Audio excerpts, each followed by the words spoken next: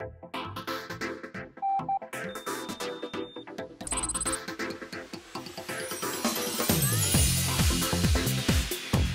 a tiny state with big ambitions. Once a colonial backwater, now a global financial center. From third world to first in just one generation, finally all that hard work is paying off. So as the sun goes down and the lights come on, come with us as we go behind the velvet rope and show you the luxurious side of Singapore.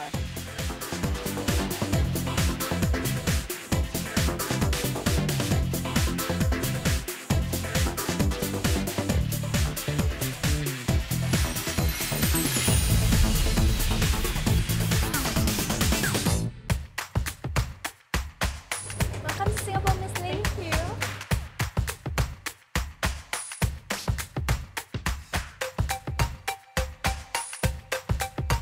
So that seemed easy, getting out of Singapore Airport. Changi, which is considered the world's best airport now for 2 years in a row by Skytrax. But what you're going to see that's really interesting about Changi is that there's no such thing as VIP service. It's CIP service. What does CIP stand for? Commercially important people. Who are they? Well, that includes someone like David Beckham or Thaksin Shinawatra that we saw hanging out at the lounge today. But also, it's for average folks like you and me. And we're heading on the tarmac now to show you the elite terminal service at CIP. Forget the masses at passport control because I'm a CIP. And that means no lines at immigration, no scramble at the baggage carousel. Instead, it's the bar, food, art, and ambiance. But when you are not just any CIP, you also get the suite. Make yourself comfortable, make it feel home. So that's right, with your own butler, champagne, canapes, and all that was required of me was to sit back, glass of bubbly in hand, and just wait for someone to fetch my bag for me. Well, that and pay around $1,400. So there you go, door-to-door service at Singapore Changi Airport. So that's what you call CIP. Okay, so the bags are packed and we're off to the hotel.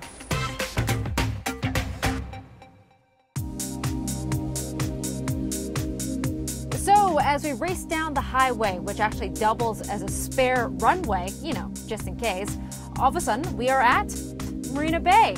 That's right, the new heart of Singapore.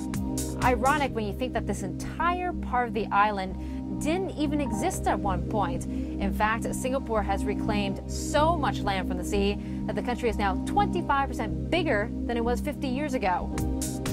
And this is precisely where the iconic Marina Bay Sands now stands. There were many that thought it was a gamble to build a casino in a country nicknamed Singapore.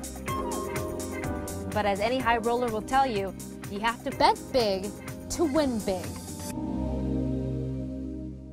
Bing bang bong, bing bang ba bong, bing bang bong, bing ba bing bong, bing. Thank you. Bing. So here we are at Marina Bay Sands, which is the most expensive hotel ever built in the world at a cost of more than $5.5 billion. Now it's also the largest hotel in Singapore, the 6th largest in the Asia Pacific. So we are in the Chairman's Suite, which is bigger than the Presidential Suite. There's only 2 of them in the hotel, and it's got everything that you may need, and maybe some things you don't.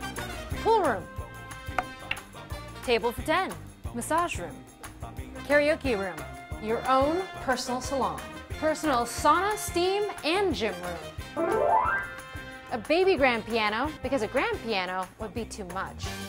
So as spectacular as the Chairman's Suite is here at Marina Bay Sands, it's not just about the hotel rooms or just the gambling that visitors come for. It's also about the tallest and the biggest infinity pool in the world. In fact, the entire Sky Park is actually longer than the Eiffel Tower is tall. 1.5 million liters of water jut out over the hotel, 57 stories into the air, all culminating in a dramatic view, unlike any other city in the world. So as you see behind us, Marina Bay Sands' hotel pool is phenomenally popular. It's also a piece, yes, of the hotel, but also a piece of the Singapore skyline icon here in the city. But let's talk about what else is on offer in Singapore. And joining us now, we have Lux City Guides Liz Westlaby with us. And as you see, and as you know, if you ever come to Singapore, Marina Bay Sands, hugely popular. It's the place to come if you want that pizzazz, a bit of wow. You know, if you've never come to Singapore, I would recommend staying at this hotel because it is such an icon. It's an icon of the city. Having said that, you will be sort of fighting for a sunbed sometimes, yeah. but come here and enjoy it for what it is. Enjoy that view, enjoy the terrific dining they have here. They have some amazing facilities. You've got beautiful views either of the city or of the gardens, and it's right in the center of things. So mass market popularity here, Marina Bay Sands. But what if you wanted something a little bit more special here in Singapore? A little more special, I'd definitely recommend just jumping over the water to a beautiful hotel called Fullerton Bay. It's everything that MBS isn't, in that it's much smaller, it's more niche, it has this gorgeous sort of Art Deco design to it. It's just much more personal. It's also sat on the bay, so you actually get a view of Marina Bay Sands and the rest of it. So it's a different perspective. Now, what if you wanted to go the boutique route? What would you recommend Boutique route? I mean, Fullerton Bay is almost boutique. I guess there's a great little hotel in Chinatown called New Majestic, which I think is probably one of the first boutique hotels here in Singapore. It was opened probably about 8 to 10 years ago. It has this lovely retro vibe to it. You go in and there's this modernist furniture everywhere. It's quirky, it's cool, it's different. And it's right bang in the middle of Chinatown. So from there you can walk out to all the sort of bars at Duxton, at Keong Saik Street, and obviously Club Street as well. Now, what about if I wanted to go somewhere like Park Royale? Would you recommend that? Definitely. I mean, Park Royale opened up last year. It's a branded hotel, it's a known brand, but it's something really quite different. They've created this very green eco property right in the middle of the city. It has rooftop gardens, it has an amazing pool surrounded by gardens. You just drive past and the architecture is such that you want to reach out and touch it. It's got this tactile ability to it. It's something really quite different. This is where I really wanted to bring you because I think of all the hotels in Singapore, this is probably the most sophisticated, the most gorgeous. It's on Sentosa, it's a real retreat experience. You've got this beautiful colonial building, which then leads through to a much more modern wing, which was designed by Norman Foster. So you've got the combination of the two. You have guests come here and it really is that escape.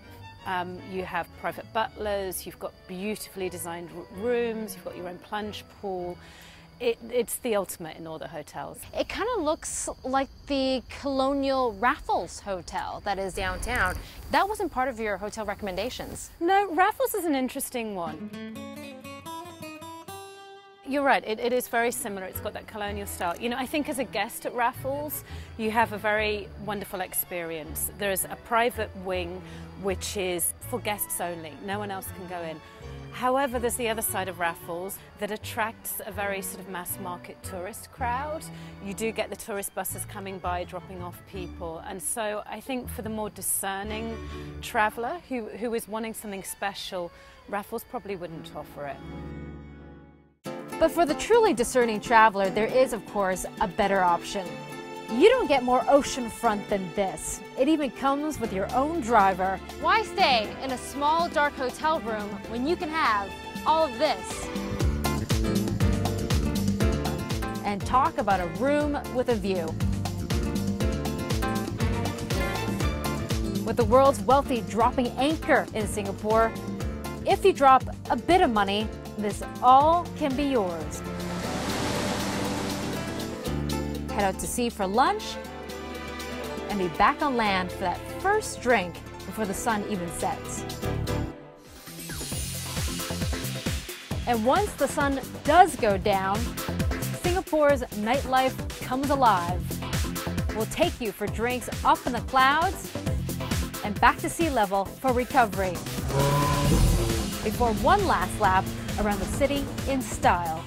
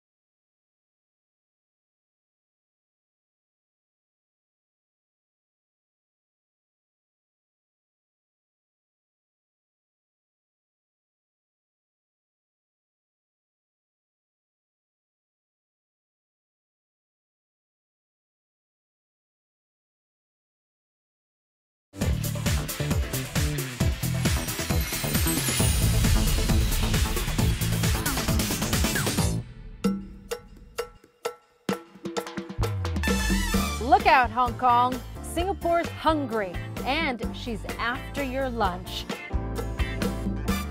If you compare Singapore, I mean, go back to 1995 or go back to 1990 or even year 2000 and compare that to say what Hong Kong was back then, and Hong Kong was much more international, much more cosmopolitan, and had much more to offer. And everybody saw Singapore as a sleepy place where it wasn't as much fun to go.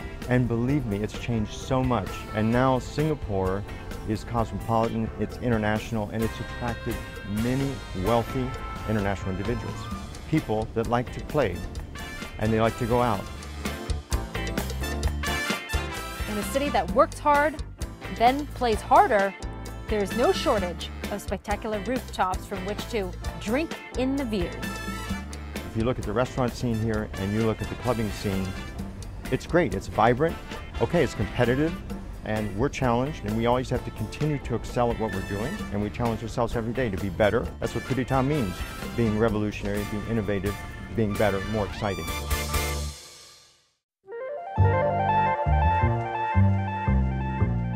The thing is, in a city that's always pumping, there's usually someplace hotter and higher that you can be. One altitude towers over the city, and at 282 meters above the sea, it claims to be the highest al fresco bar in the world. So when the sun goes down, all it takes is a drink or three to turn the city into a shimmering haze.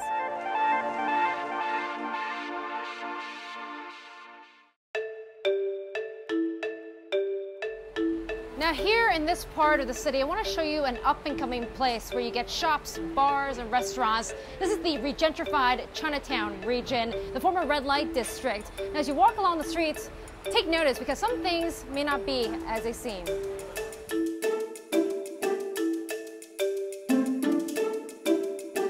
Located somewhere along Keong Saik Road is a super secret bar. So while on the surface it has all the trappings of a bespoke tailor, now this is very interesting. This is your tailor shop, is that right? Yes, it is. It's a family business. Yeah. It's been around for about 40 years now. And then what I did ever since taking it over was to rebrand, revamp, and the first thing, relocate, new hotspot, Keong Saik, and then, we see how the business will grow from there. Wow. And your suits, how much do they? We start at 2,002 Sing dollars, fully hand-stitched, handmade, all done locally in Singapore by my grand-uncle and his team. I love looking at your suits, but I'm really thirsty and I love a good drink. And you are in the right place. Am I? Yes, and I have to lead you through it. So shall we? Sure, Yeah. Show me the way. Yep. So Susan, may I? Oh, please. In your dressing room? Yes. Okay. You'll find your way. You step through the looking glass and you'll discover that there's a lot more than meets the eye. The library lies at the heart of the city's burgeoning cocktail scene. But you'll need a password, a secret word to get in. And it's so private that this was the only part that we were allowed to show. If you want to see more, you'll just have to stop by for a drink. That's if you can find it. But if you want something really special, and no other Asian city can give you this just 10 minutes away from the city center, you can hit the beach. Tanjong Beach Club, or TBC for those in the know, it's the brainchild of Christian and Julian Tan, Aussie brothers who grew up surfing and wanted to bring that laid-back beach culture to Singapore. What we felt was missing in Singapore was a sort of an active beach scene. There were beaches in Singapore and there were nice beaches, but there wasn't really much of a beach culture. And we wanted to really create that here in Tanjong Beach Club. TBC has only been around for 4 years, but it's already something of a Sunday institution. And after a big night on the town, what better way to see off your weekend than with a lazy afternoon by the beach? We travel a lot, we've been to many beach clubs around the world, and when we came to this beach and just thought, wow, perfect for a beach club. Because people saw this as more of a family town, I would say half a decade ago, but it's all changed in the last 5 years, and I just want to know, what do you think caused that change? I think that there has been the input of the two new casinos and all the restaurants and bars involving around those casinos and the nightclubs, etc. I think that an amazing amount of talent that has come, foreign talent that has come with that, and all the amazing chefs, the Tetsuya, the Robuchon, etc. All this amazing talent that's sort of coming with that. In addition, the cocktail bar scene has exploded. There's 14, 15 sort of boutique little cocktail bars that have sort of opened up around the city, little speakeasies. Definitely lots of change going on, positive change, and Singapore's definitely loosened up for the better.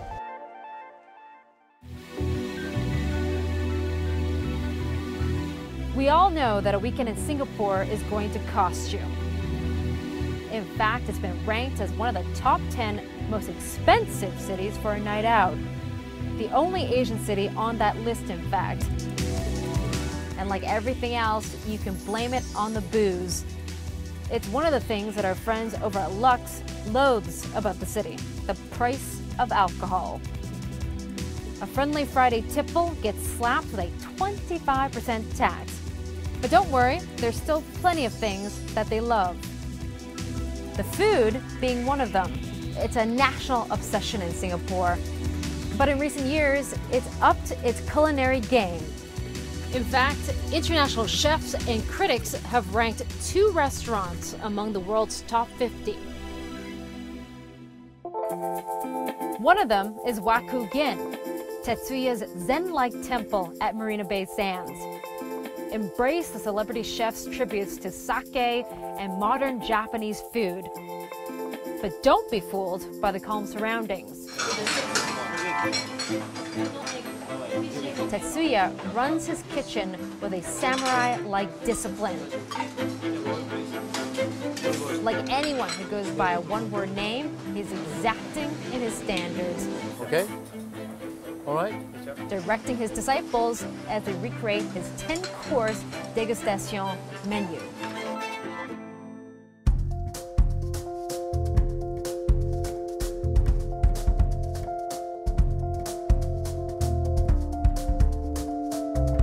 Hey, Chef Andre.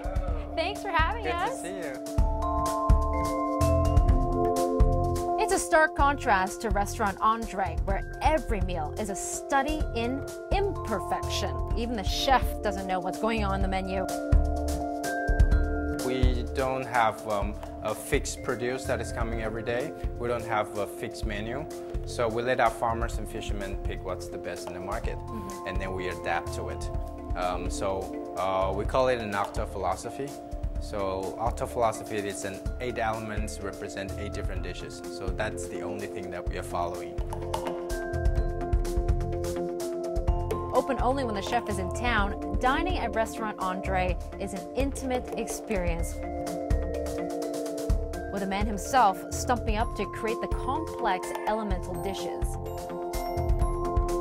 We want people to feel like it's coming to Andre's house, and then I'm always here. My wife is greeting the guests, so it's very intimate relationship with our guests. Our friends or guests will come in and they go straight into the kitchen and say hi, and I'll be right there, and then come out and serve them. So that is very different compared to the conventional restaurant, and we want to keep it like that.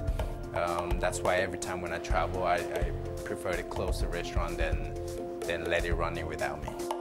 And while you're enjoying the Octa gastronomy, be sure to ask the chef about his first customer, the country's first Prime Minister, Lee Kuan Yew. Because this now world-class restaurant was once the law office for Singapore's founding father, a fitting example of just how far the city has come. But for those who have the stomach for something a bit more thrilling, we kick it up a gear and tear up the city's streets along its famous F1 circuit.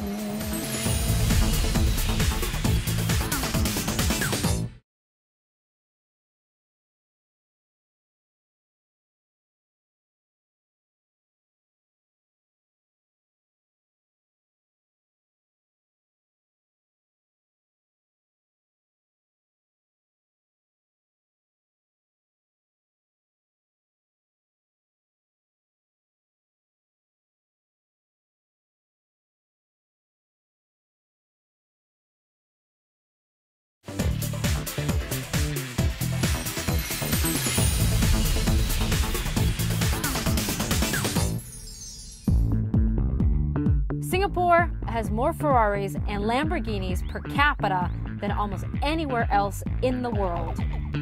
And yet, on the road, most cars here appear to be, well, average. That's because here you don't just pay for a car, you also have to pay for the right to buy one. Around $70,000, which means in Singapore, a BMW 3 Series costs around $200,000. That's the same as the median price for a home in the United States.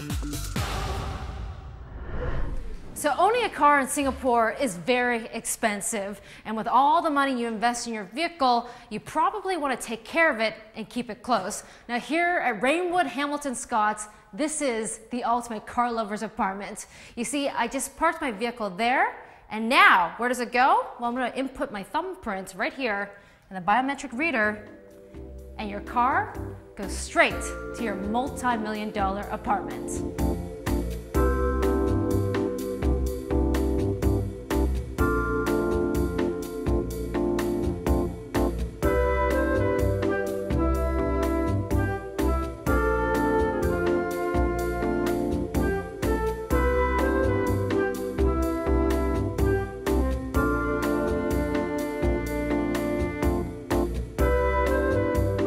In your one-of-a-kind apartment in Asia, you get two views. One of the Singaporean skyline, and the second, your prized possession.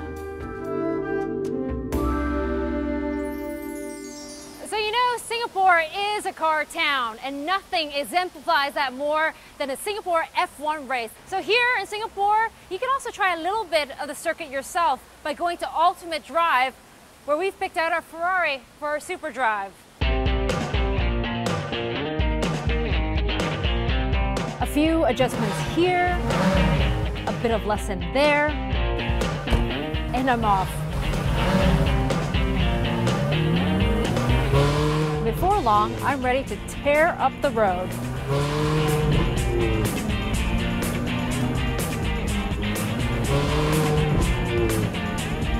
Taking the corners along Singapore's F1 circuit.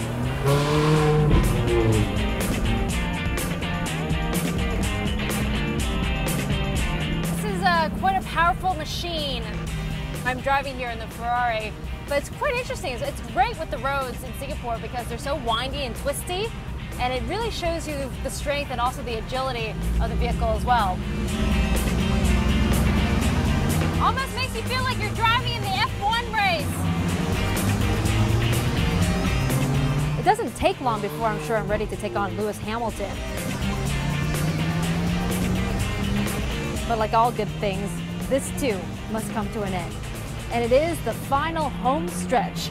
And I've definitely got this Formula One thing down pat. So we've shown you the best that Singapore has to offer, from the hotels to the restaurants to the cars. I think Lewis Hamilton might be looking into his rearview mirror. Anyways, we'll see you next time. Thanks for joining us.